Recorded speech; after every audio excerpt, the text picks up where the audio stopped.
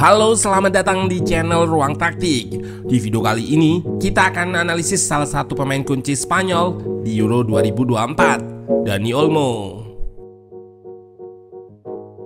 Pada awalnya, Dani Olmo hanya diproyeksikan sebagai pemain pelapis. Luis de la Fuente lebih memilih pemain muda seperti Lamine Yamal serta Nico Williams untuk mengisi pos winger. Sementara Pedri diberi mandat sebagai kreator di belakang Morata. Namun siapa sangka pemain yang berseragam RB Leipzig itu jadi pemain underrated bagi La Furia Roja. Pada babak 8 besar, Dani Olmo menyumbangkan 1 gol dan assist untuk membantu timnya menyingkirkan Jerman selaku tuan rumah. Sementara di semifinal, golnya jadi penentu kemenangan atas Prancis dan mengantarkan Spanyol ke final. Bahkan saat menghadapi Inggris, ia juga lakukan save krusial di menit akhir. Keberadaannya di garis gawang sukses menggagalkan tandukan Guehi. Alhasil, Spanyol keluar sebagai juara. Selain membawa timnya jadi raja Eropa, Dani Olmo juga meraih gelar top skor bersama 5 pemain lain. Nah, bagaimana playing style Dani Olmo di Euro 2024? Let's go, kita bahas sama-sama. Pada musim kemarin, Dani Olmo sering bermain pada pos penyerang sayap, terutama di sisi kanan. Meskipun begitu, ia sebetulnya pemain yang versatile atau bisa bermain pada beberapa posisi, seperti winger, gelandang tengah, gelandang serang, dan striker. Kelebihannya itu tak membuatnya dipilih jadi starter. Olmo hanya jadi pilihan kedua. De la Fuente lebih percaya pada kemampuan pemain muda. Pada laga perdana, Olmo masuk menggantikan Pedri ketika Spanyol sudah unggul 3-0 atas Kroasia. Ia diplot sebagai pemain nomor 10, namun waktu Merino masuk, ia digeser ke pos sayap kiri.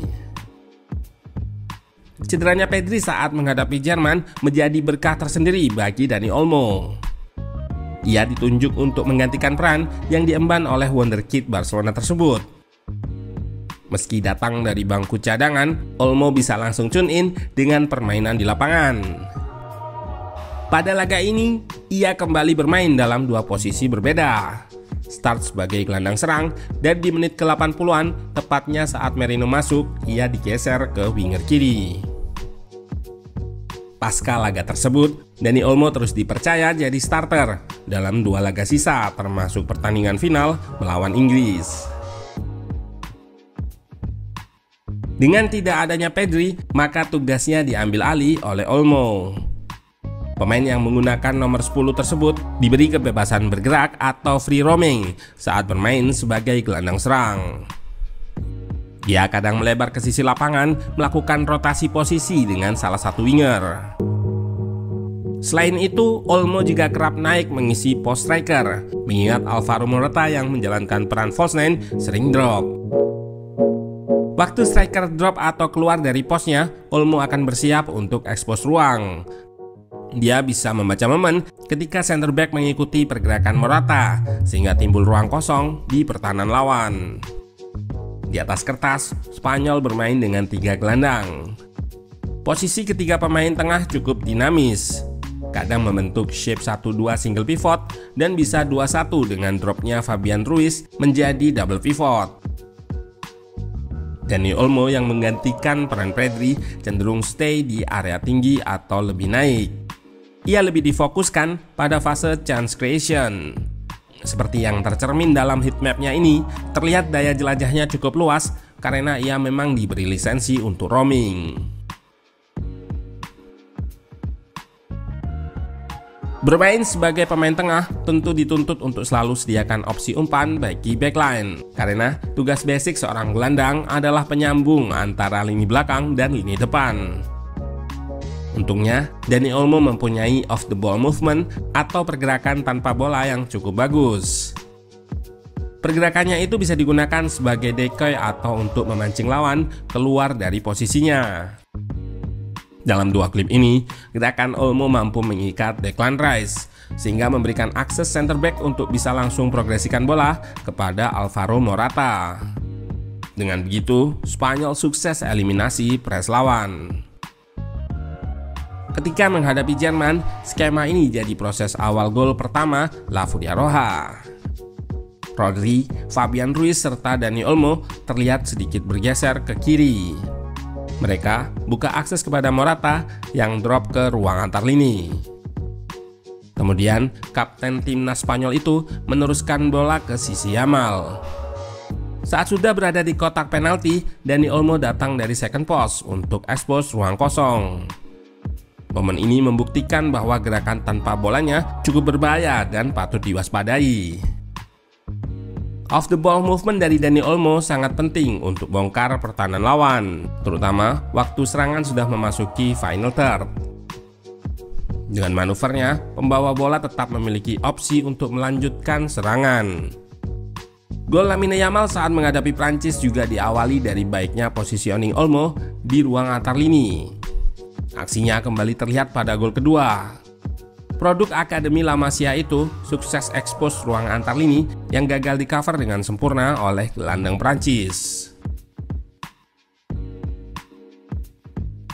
Kemampuan mencari ruang tadi diikuti dengan kelebihan passingnya. Dengan visi bermainnya yang tinggi, Dani Olmo mampu lakukan true pass pada rekannya. Ia mempunyai kemampuan untuk mendeteksi pergerakan rekannya meski posisinya jauh darinya. Pemain yang lakukan manuver itu berkesempatan untuk terus lakukan serangan dan masuk ke fase chance creation, seperti yang terjadi pada peluang Lamine Yamal ini. Tak hanya bola bawah, Dani Olmo sebenarnya juga mempunyai kemampuan untuk melakukan long ball, mengekspos ruang di belakang lini lawan. Crossingnya saat bertemu Jerman memanjakan Mikel Merino untuk ceploskan bola ke gawang Manuel Neuer. Pada beberapa momen, mungkin passingnya gagal dieksekusi dengan baik, namun di sisi lain, upayanya itu memperlihatkan bagaimana visi bermain yang dimiliki. Pada laga final kemarin, kelebihannya itu jadi salah satu faktor terciptanya gol kemenangan. Setelah menerima bola dari Fabian Ruiz, Olmo lakukan plotis pass. Di sini sekilas posisi Cucurella tampak bebas dan jadi pilihan opsi umpan paling memungkinkan. Oleh karena itu, Walker pun mengubah body shape-nya untuk bersiap mengantisipasinya. Namun playmaker Spanyol itu justru berani ambil resiko dan lebih memilih umpan kepada Oyarzabal. Dengan begitu, Walker tak langsung mengejar Cucurella, lantaran bola sekarang berada di tengah. Di saat ini, pemain Real Sociedad itu pantulkan bola ke sisi kanan. Alhasil, Walker terpingpong dan terlambat menutup crossing dari Cucurella. Selain passing dan off the ball movement, Dani Olmo juga mempunyai dribble yang bagus, mengingat posisi naturalnya sebagai seorang winger. Kombinasi kelincahan dan kecepatan membuatnya memiliki resistansi press yang tinggi. Lawan tak mudah merebut bola dari kakinya. Kelebihannya ini cukup berguna waktu ia dipasang pada pos penyerang sayap. Kemampuannya mengendalikan bola ini memang jadi salah satu senjata mematikan. Olmo bisa memanfaatkan first touch-nya untuk cari ruang tembak. Kelebihannya ini pula yang membuat Olmo bisa cetak gol saat kontra Prancis. Sentuhan pertama dimanfaatkan untuk hadang bola rebound sekaligus kontrol, sementara sentuhan kedua digunakan untuk cari ruang tembak. Atas performa gemilangnya itu, muncul rumor yang mengabarkan kalau Dani Olmo dilirik beberapa klub besar seperti Bayern Munchen dan Barcelona. Dengan usianya yang 26 tahun plus pengalaman bertanding di RB Leipzig, bukan tak mungkin ia akan pindah jika ada tawaran serius yang datang. Menarik kita tunggu di manakah Dani Olmo bermain pada musim depan.